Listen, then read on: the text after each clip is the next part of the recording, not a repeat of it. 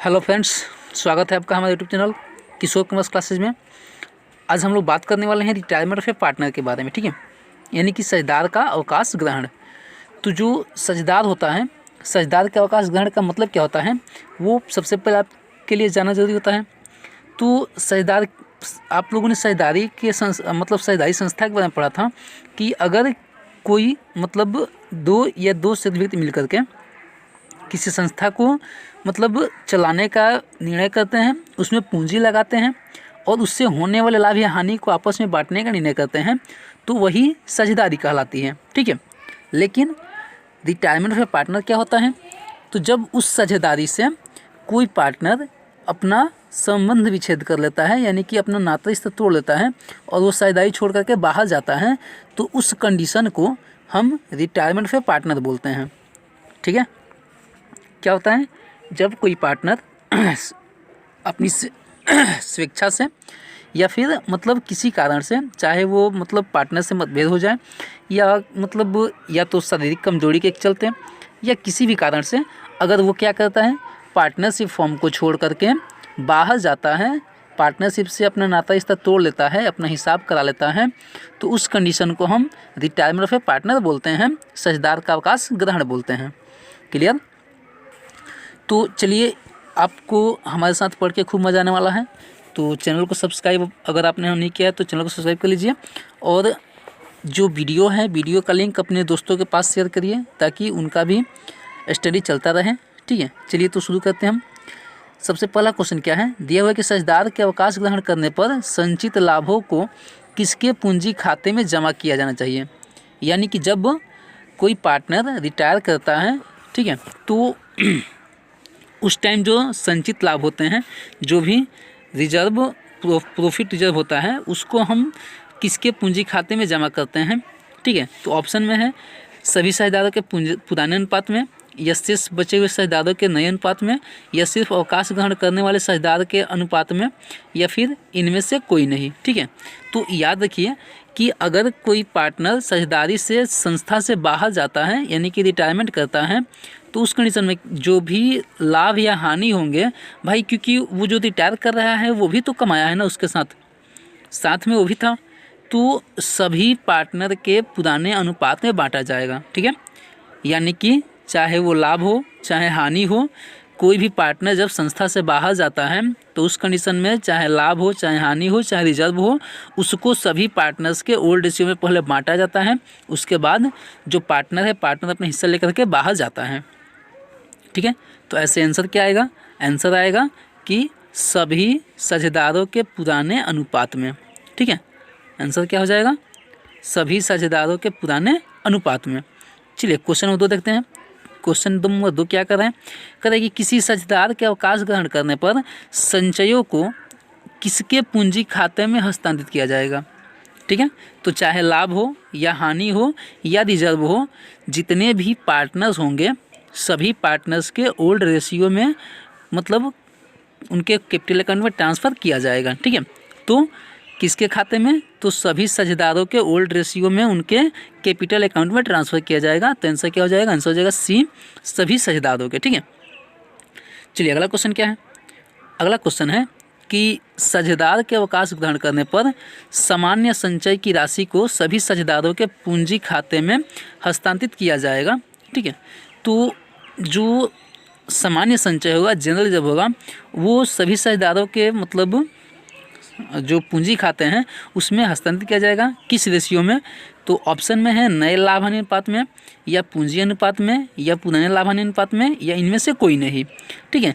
तो याद रखिएगा कि अगर सभी कोई पार्टनर साझेदारी से बाहर जा रहा है, साझेदारी से अवकाश ग्रहण कर रहा है, तो उस कंडीशन में भी जो रिजर्व होगा या प्रॉफिट होगा या लॉस होगा, उसको पुराने अनुपात में पहले बांटेंगे, उसके बाद ही वो अपना प्रॉफिट या लॉस का हिस्सा लेकर के साझेदारी से बाहर जाएगा, ठीक है। तो किस हिस्से में बांटेंगे? पुराने लाभ हानि अनुपात में, ठीक है। अगला क्वेश्चन क्या है? दिया है कि साझेदार के अवकाश ग्रहण करने पर ख्याति की पूरी राशि किसके पूंजी खाते में क्रेडिट की जाएगी, ठीक है।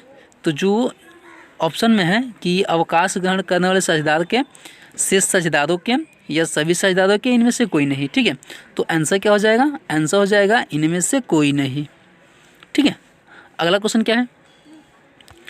अगला क्वेश्चन कह रहा है कि अवकाश ग्रहण करने वाले साझेदार को शेष साझेदार के पक्ष में फॉर्म के भावी लाभ के त्याग के लिए क्षतिपूर्ति की जानी है। शेष साझेदार ऐसी क्षतिपूर्ति का अंश करते हैं। ठीक है, तो फिर से देख लीजिए, दिया हुआ है कि अवकाश ग्रहण करने वाले साझेदार को शेष साझेदार के पक्ष में फॉर्म के भावी लाभ में त्याग के लिए क्षतिपूर्ति की जानी है। तो शेष साझेदार ऐसी क्षतिपूर्ति का अंश करते हैं। ठीक है, तो किस अनुपात में? लाभ प्राप्ति अनुपात में, या पूंजी अनुपात में, या त्याग अनुपात में, या लाभ विभाजन अनुपात में। ठीक है, यानी कि अगर कोई पार्टनर साझेदारी से बाहर जा रहा है, साझेदारी से अवकाश ग्रहण कर रहा है, तो जब वो साझेदारी से अवकाश ग्रहण करता है तो उसको क्षतिपूर्ति के रूप में, मतलब कि लाभ हानि की क्षतिपूर्ति के रूप में उसको कुछ हिस्सा दिया जाता है। ठीक है, तो कह रहा है कि वो हिस्सा किस अनुपात में, मतलब कि जो पार्टनर्स बचे उस पार्टनर से वो किस अनुपात में उसको क्षतिपूर्ति करते हैं। ठीक है, तो लाभ प्राप्ति अनुपात में, या पूंजी अनुपात में, या त्याग अनुपात में, या लाभ विभाजन अनुपात में। तो याद रखिएगा कि जो लाभ प्राप्ति अनुपात है, ठीक है, जिस अनुपात में अगर कोई पार्टनर लाभ प्राप्त करेगा उसी अनुपात में उसको क्षतिपूर्ति पेमेंट करनी पड़ेगी।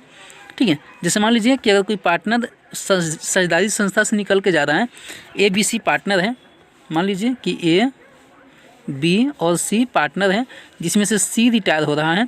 ठीक है, तो जो A और B होंगे, ठीक है, वो रिमेनिंग पार्टनर हो गए, यानी कि बचे हुए पार्टनर हो गए।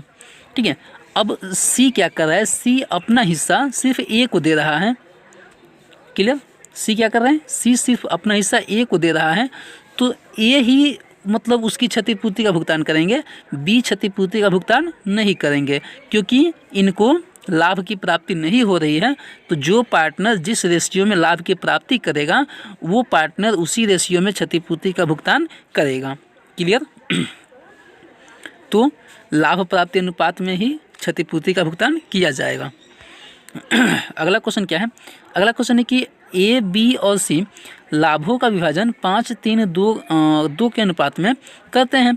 यदि C सेवानिवृत्त होता है तो A तथा B का नया लाभ विभाजन अनुपात क्या होगा? ठीक है, यानी कि अगर ABC पार्टनर हैं, ठीक है, ABC क्या है? पार्टनर हैं, जो लाभ हानि को 5-3-2 के अनुपात में बांटते हैं। कह रहा है कि यदि C सेवानिवृत्त होता है तो A तथा B का नया लाभ विभाजन अनुपात क्या होगा? इस कंडीशन में क्या कहता है कि अगर कोई पार्टनर रिटायर करता है और ये नहीं कहा जाता है कि उसका मतलब जो हिस्सा है वो रिमेनिंग पार्टनर किस रेशियो में लेंगे, मतलब उसके हिस्से के बारे में कुछ नहीं कहा जाता है, सिर्फ कहता है कि वो रिटायर हो रहा है। ठीक है, तो उस कंडीशन में क्या कहता है? उस कंडीशन में जो पार्टनर रिटायर करता है उसका सिर्फ हिस्सा हटा दिया जाता है और बाकी का बचा हुआ हिस्सा जो होता है वही इन लोगों का नया रेशियो होता है, नया अनुपात होता है। ठीक है, तो ABC पार्टनर हैं जो 5-3-2 के अनुपात में लाभ हानि बांटते हैं। अगर C रिटायर हो जाता है तो C का हिस्सा हटा देंगे यहाँ से, तो बचा कितना? तो A का 5 और B का 3, तो बस यही अनुपात जो बचेगा वही उन लोगों का नया लाभ हानि अनुपात हो जाएगा। ठीक है, तो 5 और 3 का जो अनुपात होगा वही आंसर हो जाएगा। क्लियर? कोई डाउट है? चलिए, अगर नहीं डाउट है तो आगे बढ़िए। अगला क्वेश्चन क्या कर रहा है? कह रहा है कि संयुक्त जीवन बीमा पत्र खाता और संयुक्त बीमा पत्र संचय खाता का शेष हमेशा होता है। तो याद रखिएगा कि ये जो संयुक्त जीवन बीमा पत्र खाता होता है और संयुक्त जीवन बीमा पत्र संचय खाता होता है, दोनों का शेष हमेशा एक समान होता है। ठीक है, कैसा होता है? एक समान होता है। अगला क्वेश्चन क्या है? दिया है कि आनंद, बहादुर और चंदर लाभों का विभाजन समान रूप से करते हुए साझेदार हैं। चंदर के अवकाश ग्रहण करने पर आनंद और बहादुर ने उसके भाग का अधिग्रहण 3-2 के अनुपात में किया। आनंद और बहादुर का नया लाभ विभाजन अनुपात क्या है? ठीक है, देखिए अब क्वेश्चन में क्या है दिया है कि आनंद, बहादुर और चंदर लाभों का विभाजन समान रूप से करते हुए साझेदार हैं। चंदर ने अवकाश ग्रहण किया है। ठीक है, तो देखिए इन लोगों का जो ओल्ड रेशियो हो जाएगा, ओल्ड रेशियो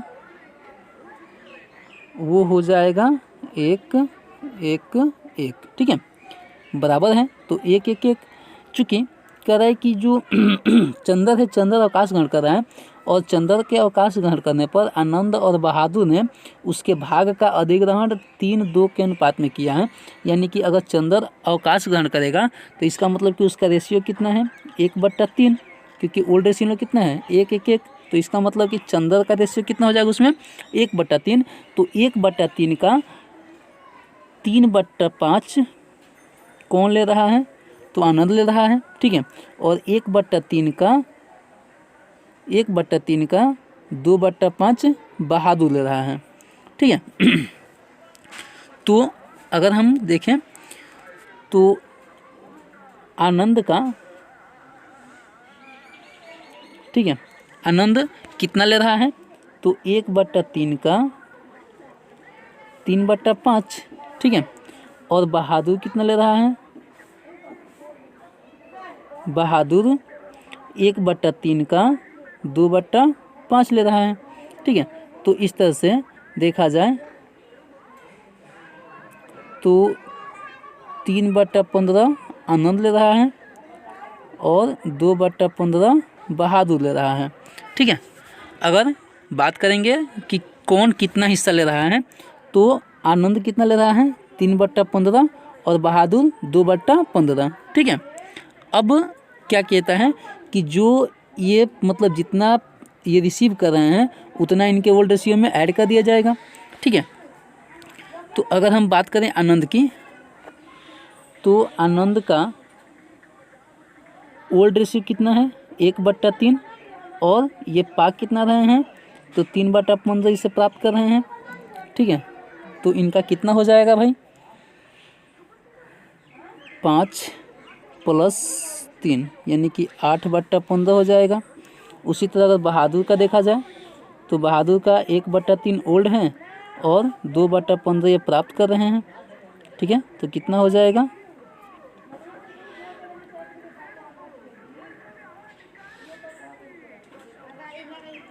5 + 2 यानी कि 7/15 यानी कि इनका 8/15 और इनका 7/15 यानी कि जो रेशियो है 8 और 7 का हो जाएगा।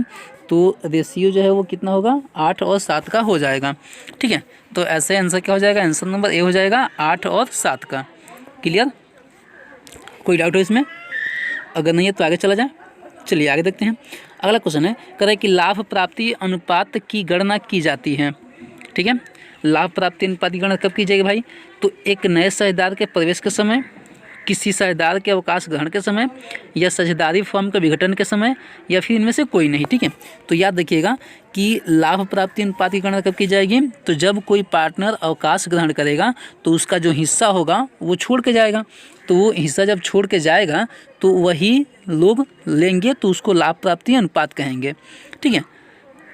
क्या होगा, जब कोई पार्टनर साझेदारी फॉर्म से अवकाश ग्रहण करता है तो उस कंडीशन में जो भी वो फॉर्म से छोड़ के जाता है वही जो पार्टनर लेते हैं वो उनका लाभ प्राप्ति अनुपात कहलाता है। तो लाभ प्राप्ति अनुपात कब निकल जाती है, तो जब कोई पार्टनर साझेदारी छोड़ के जाता है तब, ठीक है। यानी कि जब कोई पार्टनर साझेदारी से अवकाश ग्रहण करता है तो उस कंडीशन में हम लाभ प्राप्ति अनुपात की गणना करते हैं। क्लियर। चलिए अगला क्वेश्चन क्या है, अगला क्वेश्चन है कि अवकाश ग्रहण करने के समय पुनर्मूल्यांकन के लाभ हानि को वहन किया जाता है, ठीक है। मतलब जब कोई पार्टनर अवकाश ग्रहण करता है तो उस टाइम पे जो पुनर्मूल्यांकन खाते में लाभ या हानि होती है, ठीक है, उसको कौन वहन करता है, मतलब कि किसको दिया जाता है वो, ठीक है। तो ऑप्शन में है कि बचे हुए साझेदारों द्वारा, या सभी साझेदारों द्वारा, या नए साझेदार द्वारा, या इनमें से कोई नहीं, ठीक है। तो याद रखिएगा कि जो जब कोई पार्टनर साझेदारी से बाहर जाता है, ठीक है, तो उस टाइम में जो रिवैल्यूएशन अकाउंट हम बनाते हैं तो रिवैल्यूएशन अकाउंट में जो भी मतलब लाभ या हानि होती है उसको सभी साझेदारों में बांटा जाता है, ठीक है। क्या होता है, तो जो भी साझेदार होते हैं सभी साझेदारों में उनके ओल्ड रेशियो में बांटा जाता है। तो आंसर क्या हो जाएगा, आंसर नंबर बी, सभी साझेदारों द्वारा, ठीक है। अगला क्वेश्चन क्या है, कह रहा है कि एक्स वाई और जेड एक फॉर्म में बराबर के हिस्सेदार हैं, ठीक है, और कह रहा है कि जेड फॉर्म से अवकाश ग्रहण करता है। यहाँ देखिए यहाँ क्या है, तो एक्स वाई जेड एक फॉर्म के साझेदार हैं, बराबर हिस्सेदार हैं, ठीक है, और जेड क्या कर रहा है, जेड फॉर्म से अवकाश ग्रहण कर रहा है, ठीक है। अब कह रहा है कि एक्स और वाई के बीच का अनुपात कितना है, 1 और 2 का है, लाभ प्राप्ति अनुपात क्या होगी। तो हमको यहाँ क्या निकालना है, गेनिंग रेशियो निकालना है। तो गेनिंग रेशियो कैसे निकलेगा, देखिए गेनिंग रेशियो कैसे निकलेगा, तो गेनिंग रेशियो का फॉर्मूला क्या होता है, यहाँ पे हम थोड़ा सा स्पेस ले लेते हैं। गेनिंग रेशियो के लिए हम थोड़ा सा स्पेस बना लेते हैं यहाँ पे। चलिए हो गया, बहुत ज़्यादा स्पेस हो गया इसके लिए। चलिए तो गेनिंग रेशियो निकालने के लिए क्या करेंगे, old ratio minus new ratio, sorry gaining ratio का फॉर्मूला क्या होता है, new ratio minus old ratio होता है। तो gaining is equal to new ratio minus old ratio, ठीक है। चलिए तो क्या होगा, गेनिंग रेशियो का formula new ratio minus old ratio, ठीक है। तो अब यहाँ पे देखिए इन लोगों का न्यू कितना है, एक्स वाई और जेड हैं, ठीक है, जिनका बराबर की हिस्सेदारी है। तो उसके जाने के बाद, ठीक है, जेड के निकलने के बाद जो एक्स और वाई है उनका रेशियो कितना होता है, 1 और 2 का हो जाता है, ठीक है। तो यहाँ पे अगर हम एक्स की बात करें तो एक्स का न्यू है 1/3 माइनस 1/3, ठीक है, क्योंकि ये ओल्ड रेशियो है और ये न्यू रेशियो है, ठीक है। ये हमारा न्यू रेशियो है और ये हमारा ओल्ड रेशियो है, ठीक है। अब 1/3 से 1/3 को घटाते हैं तो कितना हो जाएगा, 0/3, यानी कि इनका नील, यानी कि इनको गेनिंग नहीं हो रही है, ठीक है, एक्स को गेनिंग नहीं हो रही है। अब बचे कौन, वाई। तो वाई का देख लेते हैं। वाई का जो न्यू रेशियो है वो है 2/3 और ओल्ड कितना है, 1/3, ठीक है। तो अगर 2/3 में से अगर हम 1/3 घटाते हैं तो कितना हो जाएगा, 1/3, ठीक है। तो आंसर क्या हो जाएगा, क्योंकि केवल डी जो वाई है, वाई को ही 1/3 प्राप्त होता है, क्योंकि हमने एक्स का देखा था, एक्स का 1/3 माइनस 1/3, ठीक है। तो 1/3 से 1/3 घटा दिए, बच्चा कितना, 0। तो इनको तो कुछ नहीं मिल रहा है, ठीक है। तो सिर्फ किसको मिल रहा है, तो सिर्फ वाई को मिल रहा है 1/3। तो इसलिए आंसर क्या हो जाएगा, केवल वाई 1/3 प्राप्त करता है। क्लियर, कोई डाउट है। चलिए आगे बढ़ते हैं। अगला क्वेश्चन क्या है, दिया है कि एक्स वाई और जेड 3-4-3 के अनुपात में लाभों को विभाजित करते हुए साझेदार हैं। वाई अवकाश ग्रहण करता है और एक्स एवं जेड अपना लाभ समान अनुपात में बांटते हैं। एक्स एवं वाई का नया लाभ अनुपात क्या होगा, ठीक है, यानी कि उन लोगों का न्यू रेशियो बताना है कि न्यू रेशियो क्या होगा, ठीक है। चूँकि देखिए कह रहे कि एक्स वाई जेड 3-4-3 के अनुपात में लाभान्वित बांटते हुए साझेदार हैं। वाई जब अवकाश ग्रहण करेगा तो बचेगा कौन, एक्स और जेड, ठीक है। तो कह रहा है कि एक्स और जेड अपना लाभ समान अनुपात में बांटते हैं। तो कह रहा है कि एक्स एवं वाई का नया लाभ अनुपात क्या होगा। तो नया लाभ अनुपात आपको बताना है। तो नया लाभ अनुपात के लिए क्या होता है, तो न्यू रेशियो इक्वल टू, चलिए तो अगला क्वेश्चन क्या है। अगला क्वेश्चन है कि ए, बी और सी साझेदार हैं और उनकी पूंजी क्रमशः 1,75,000 और 50,000 हैं। सी के अवकाश ग्रहण करने पर उसके अंश को ए एवं बी ने 6-4 के अनुपात में खरीद लिया, लाभ प्राप्ति अनुपात होगी, ठीक है। यानी कि देखिए इसमें ओल्ड रेशियो के बारे में कुछ नहीं कहा है, ठीक है, ओल्ड रेशियो के बारे में कुछ नहीं कहा है, सिर्फ ये दिया है कि जो सी है, सी जब रिटायर करता है तो उसका शेयर ए और बी 6-4 के अनुपात में खरीदते हैं। तो कह रहा है कि नया जो प्राप्ति लाभ प्रतिशत क्या होगा, ठीक है, यानी कि गेनिंग रेशियो क्या होगा। तो जिस अनुपात में वो खरीदेंगे वही उनका गेनिंग रेशियो हो जाएगा। तो 6 और 4 का अनुपात जो है वो गेनिंग रेशियो है, ठीक है। लेकिन अब इसमें तो 6-4 दिया नहीं है भाई कहीं पे ऑप्शन में, तो हम क्या करेंगे, तो अब इसको और छोटा करेंगे तो कितना हो जाएगा, 3 और 2, ठीक है, कितना हो जाएगा, 3 और 2। तो यही क्या हो जाएगा, यही हमारा आंसर हो जाएगा ए नंबर, ठीक है, कि 3-2 के अनुपात में वो उसके हिस्से को लेते हैं, प्राप्त करते हैं, ठीक है। चलिए अगला क्वेश्चन क्या है।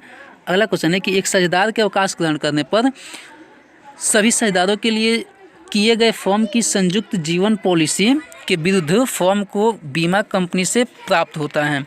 क्या प्राप्त होता है भाई? तो अब ऑप्शन में क्या है? ऑप्शन में है पॉलिसी प्लस बोनस या समर्पण मूल्य या पॉलिसी राशि या इनमें से कोई नहीं।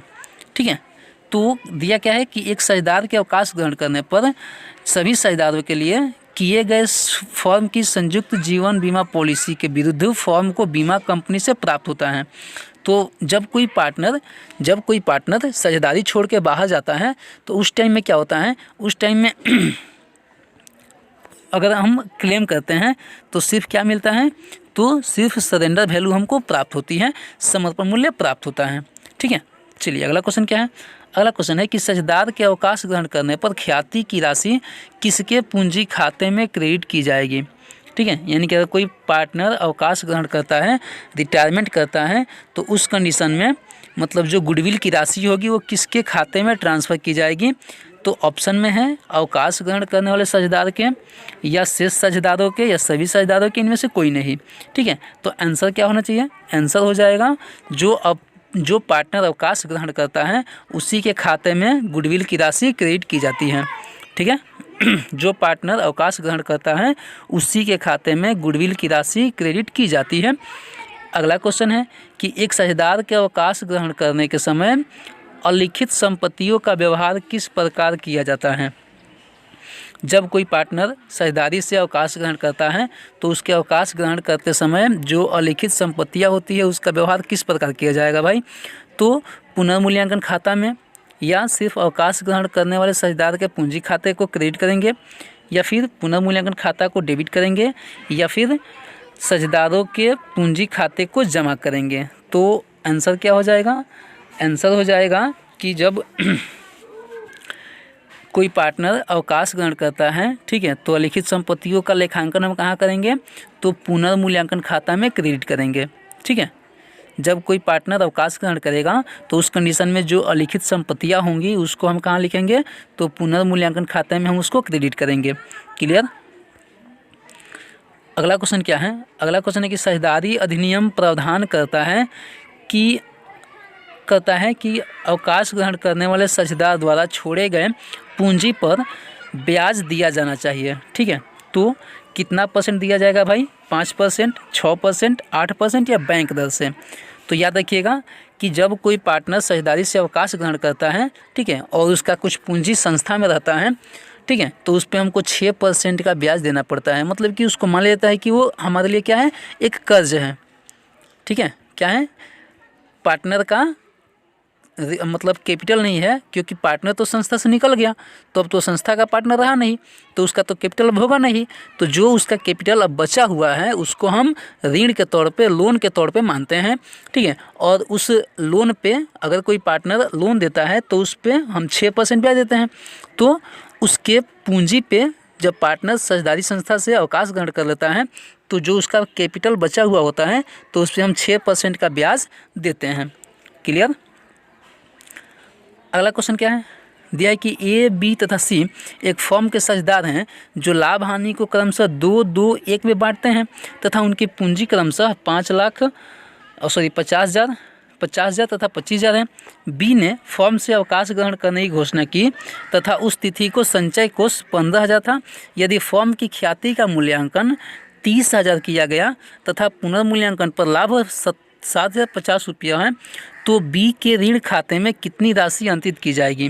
ठीक है, आपको ये बताना है कि जो बी है, बी के लोन अकाउंट में कितना अमाउंट ट्रांसफ़र किया जाएगा। तो आपको ये बताना है, ठीक है, कि जो बी है, बी के लोन अकाउंट में हम कितना अमाउंट ट्रांसफ़र करेंगे। ठीक है, तो देखिए क्या होता है कि जो बी है, बी का सबसे पहले तो कैपिटल, आपका जो बी का कैपिटल है वो कितना है? 50,000। ठीक है, बी का कैपिटल कितना हो जाएगा? 50,000। उसमें ऐड क्या करेंगे? तो जो उसकी मतलब संचय कोष है, संचय कोष 15,000 है। ठीक है, तो 15,000 में उसका 2/5 हिस्सा, क्योंकि 2-2-1 के अनुपात में बांटते हैं फर्म का लाभ हानि। ठीक है, तो उसमें उसका हिस्सा कितना हो जाएगा? 2/5। तो 5 × 15, 3 दूनी का 6, तो उसका कितना हो जाएगा? संचय 6,000 हो जाएगा, संचय में उसका हिस्सा। ठीक है, उसके बाद क्या करेंगे? तो जो गुडविल है, गुडविल 30,000 है, तो 30,000 में उसका हिस्सा कितना हो जाएगा 2/6, सॉरी 2/5, हिस्सा कितना होगा उसका 2/5। तो इस तरह से कितना हो जाएगा उसका गुडविल हो जाएगा 12,000 उसका हिस्सा हो जाएगा गुडविल में। और जो उसका फॉर्म का प्रॉफिट है, फॉर्म का प्रॉफिट कितना हुआ है तो 7,050 रुपये, ठीक है। फॉर्म का प्रॉफिट 7,050 रुपये, तो उसमें भी 2/5। तो इस तरह से उसका हिस्सा कितना हो जाएगा, उसका हिस्सा हो जाएगा 2,820 रुपये, ठीक है।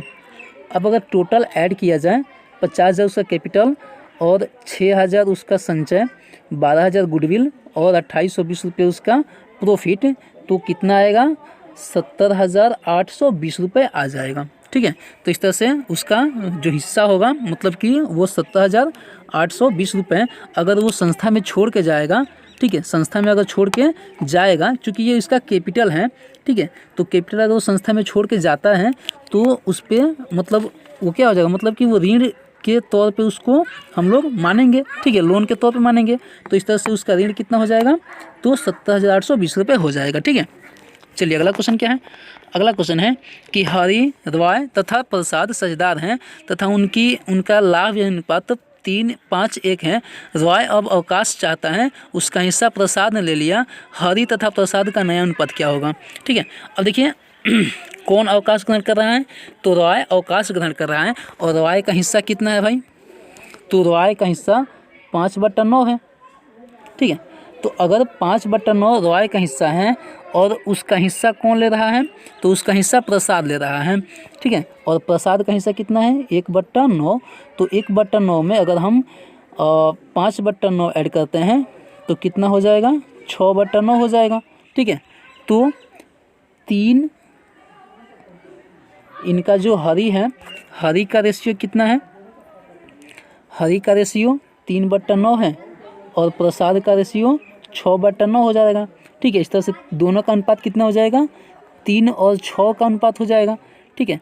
और इसको छोटा करते हैं तो 1:2 का रेशियो हो जाएगा, यानी कि इन लोगों का रेशियो कितना हो जाएगा 1 और 2 का, ठीक है। तो आंसर क्या हो जाएगा, आंसर नंबर ए हो जाएगा, आंसर नंबर ए हो जाएगा। तो रेशियो कितना हो जाएगा ए का, 1 और 2 का इनको रेशियो हो जाएगा, ठीक है। चलिए अगला क्वेश्चन देखते हैं। चलिए तो अगला क्वेश्चन क्या है। अगला क्वेश्चन दिया हुआ है कि एक्स वाई तथा जेड 3-4-3 के अनुपात में लाभों को बांटते हुए साझेदार हैं। वाई अवकाश ग्रहण करता है और एक्स तथा जेड उसके लाभ बराबर बांटते हैं। एक्स तथा जेड का नया अनुपात क्या होगा, ठीक है। यहाँ पे हमको न्यू रेशियो निकालना है। तो न्यू रेशियो के लिए देखिए क्या होता है, वाई रिटायर कर रहा है, ठीक है। तो वाई का हिस्सा कितना है, तो वाई का हिस्सा 4/10 है, ठीक है। और इसके हिस्से को एक्स तथा जेड क्या करते हैं बराबर बांटते हैं। इसका मतलब क्या कि 2/10 एक्स और 2/10 वाई लेंगे, ठीक है, सॉरी जेड लेंगे, ठीक है। इसके हिस्से को 2/10 एक्स और 2/10 जेड लेंगे, ठीक है। तो अब क्या होगा, यानी कि अगर देखा जाए तो बराबर का मतलब क्या है 1-1 के रेशियो में, ठीक है, 1-1 के रेशियो में वो लोग इसके हिस्से को लेंगे, ठीक है। अनुपात क्या हो जाएगा 1-1। तो अब क्या करेंगे, अगर हम न्यू रेशियो निकालेंगे तो न्यू रेशियो में क्या करते हैं, तो old ratio plus gaining ratio, ठीक है, old ratio plus gaining ratio. तो ओल्ड रेशियो कितना है इनका, अगर हम एक्स की बात करें तो एक्स का ओल्ड कितना है, एक्स का ओल्ड हो जाएगा क्योंकि इन लोगों का रेशियो है 3-4-3 का, ठीक है। तो ओल्ड कितना हो जाएगा इनका, ओल्ड हो जाएगा 3/10 एक्स का प्लस 1/2, ठीक है। तो कितना हो जाएगा 4 सॉरी इसका अगर हम एलसीएम लेते हैं तो 10 3 + 5, ठीक है, यानी कि 8/10, ठीक है। उसी तरह जो जेड है, जेड का भी 3/10 प्लस 1/2, ठीक है। इनका भी अगर हम लेते हैं 10 तो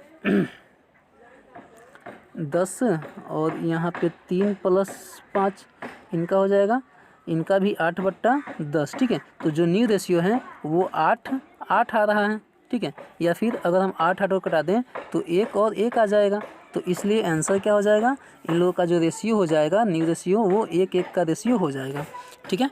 चलिए अगला क्वेश्चन देखते हैं। अगला क्वेश्चन क्या है, अगला क्वेश्चन है कि ए बी और सी 5 3 2 के अनुपात में लाभ बांटते हुए साझेदार हैं। ए अवकाश ग्रहण करता है, प्राप्ति अनुपात ज्ञात कीजिए, ठीक है। तो देखिए जब कोई पार्टनर साझेदारी से निकल जाता है तो उसके रेशियो को डायरेक्ट हम हटा देते हैं और जो बचता है वही प्राप्ति अनुपात होता है, ठीक है। तो चूंकि यहाँ पे कौन हट रहा है, यहाँ पे ए रिटायर कर रहा है, तो यहाँ पे हम सिर्फ ए का रेशियो हटा देंगे, जो बचेगा वो हमारा प्राप्ति अनुपात हो जाएगा। तो बचा क्या, 3 और 2 का अनुपात बटा, तो यही इन लोगों का अनुपात हो जाएगा ए और बी और सी का, ठीक है। चलिए अगला क्वेश्चन क्या है, अगला क्वेश्चन है कि एक्स वाई और जेड साझेदार हैं और लाभ को 5 3 2 के अनुपात में विभाजित करते हैं। वाई अवकाश ग्रहण करता है, ठीक है, और एक्स वाई से 1/10 तथा जेड वाई से 1/5 ग्रहण करता है, तो नया लाभ या अनुपात क्या होगा, ठीक है। तो करना कुछ नहीं है, इन लोगों का जो ओल्ड रेशियो है, ओल्ड रेशियो में जो ये मतलब वाई से प्राप्त कर रहे हैं उसको हम ऐड कर देंगे, ठीक है।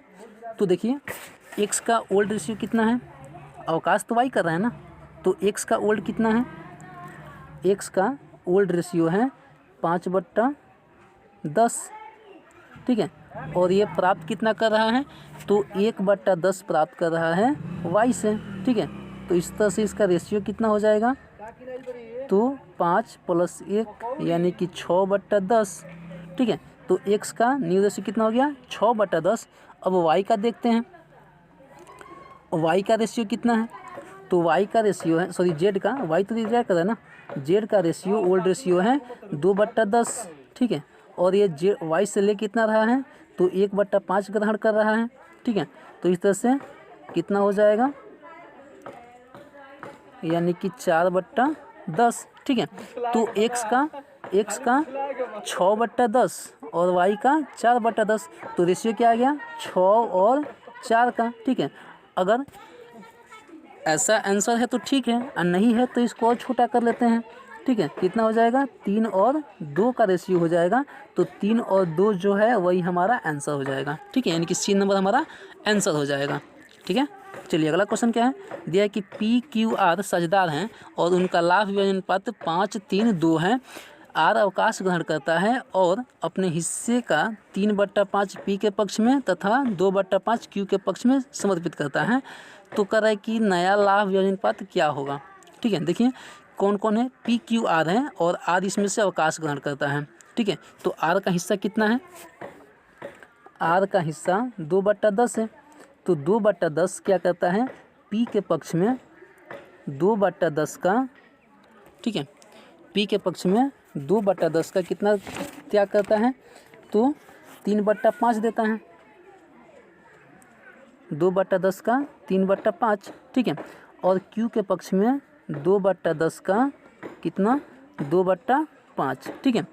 तो पी का कितना हो जाएगा, 6/50, तो पी को मिला 6/50 और क्यू को मिला 4/50, ठीक है। तो जो ये गेन कर रहे हैं वो इनके रेशियो में ऐड कर देंगे, ओल्ड रेशियो में ऐड कर देंगे, ठीक है। तो पी का ओल्ड रेशियो कितना है, पी का ओल्ड रेशियो कितना है, 5/10, ठीक है। और इनके पक्ष में कितना वो त्याग कर रहा है, तो 6/50 त्याग कर रहा है, ठीक है। एडिशन करेंगे तो एलसीएम 25